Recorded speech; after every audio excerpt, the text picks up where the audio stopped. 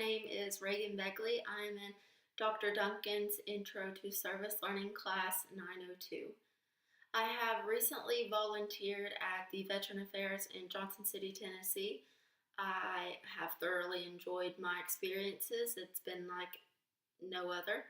I also plan to keep volunteering even after the class ends. In 1775, when the Revolutionary War ended, there was a need for veterans medical assistant.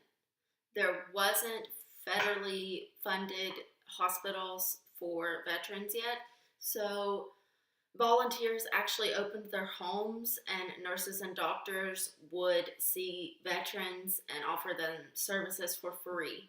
But in 1903, James H. Quillen opened their Veteran Affairs Hospital in Johnson City.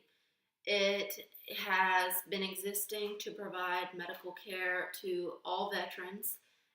It also provides a stable place and security for a lot of veterans. But other than that, it offers relationships, which a lot of veterans need. They not only have the one-on-one connection with their doctors and that personal relationship, but they also are making friendships with a lot of the other veterans. The population it is serving is over 15,000 veterans, ranging from Morristown to Abingdon, Virginia, all the way to Knoxville, Tennessee, including Knoxville's outpatient center. A lot of the problems that I think that the population sees are transportation. Like, say, the Knoxville Outpatient Center can't see the person in Knoxville, so they have to drive 2 hours to be seen here. I think this causes a lot of problems. Say an 80-year-old veteran can't drive 2 hours. Then they're just not seeking the medical attention they need. One of the main problems that veterans seem to complain about is all of the red tape they have to go through. This meaning the administrative paperwork, they have to be approved. This is a very timely, costly process. It is very frustrating for veterans to not really be taken at their word and to always be doubted when going through initially and having the paperwork done. It's a very timely manner, can be very tedious. But the Veteran Affairs are funded federally by the government. It is,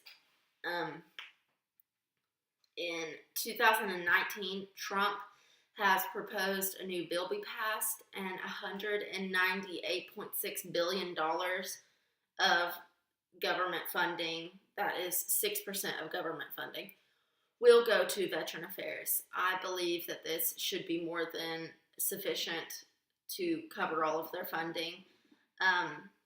This is almost double what it was in 2009, so as more veterans need medical assistance, there also is a need for more money. I believe this new bill will cover transportation. I believe it will cover renovations for VAs across the country. I believe that veterans also need, they're very dependent on the VA, so they could need housing, food, medical attention, shelter, transportation, and this bill will cover all of that. I do believe it will be sufficient, and it is predicted to be a great thing. It's predicted to raise the payroll, which is going to be really beneficial because nurses and doctors aren't paid the same as they would be in a mainstream hospital. I think that preconceptions I had about the Veteran Affairs of the United States were poorly depicted in movies. They always seemed to be really sad and really gloomy, and no one was happy. But this is a misconception. A lot of the veterans are happy to be there. They're go-lucky people, and it's just a really positive environment, and this is a misconception. I think that this has had an emotional effect on me. I think this has matured me in many ways. Being along veterans, it has made me more deeply grateful for their services, for the freedom that this country has. I've seen what can be taken, lives lost, families lost, stories told to me that have grown my appreciation for this country.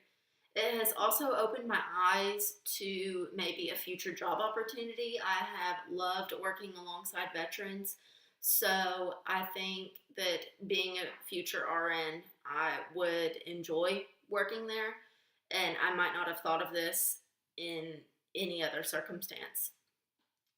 The unique things about this particular VA, I can't say because I've never been to another VA, but versus a mainstream hospital, I can say the most unique thing I think is the personal relationships patients have with doctors and with each other.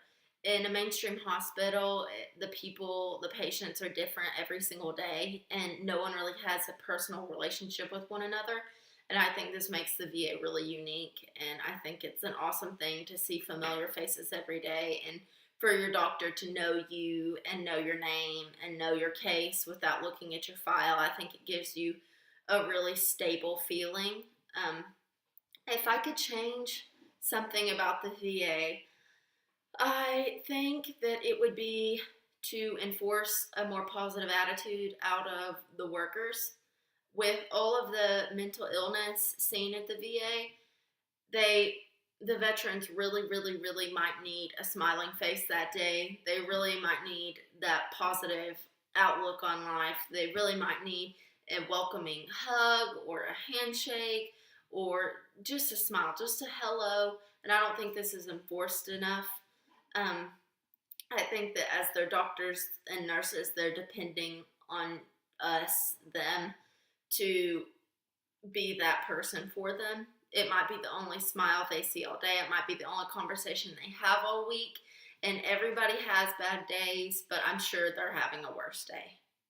So, with that being said, stories that I've been told, I don't feel comfortable sharing. I feel like they were told to me in privacy. But some of the stories that I can relay, just my personal experience working there,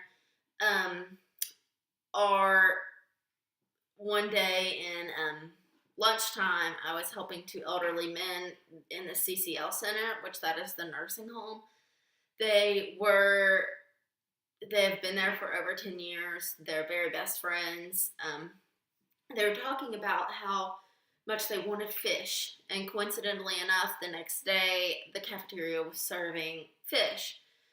But one was told by a doctor he could no longer eat shellfish because of his gout. So he was so upset he couldn't eat the fish, and his friend was hazing him and giving him, a jokingly hard time about how he couldn't have the fish and it was going to be so good.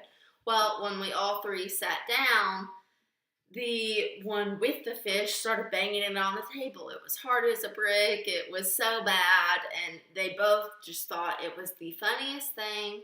And I think that is just awesome having such, maybe like, I don't want to say bad lives, but having hard lives and having so many things to be down and sad about.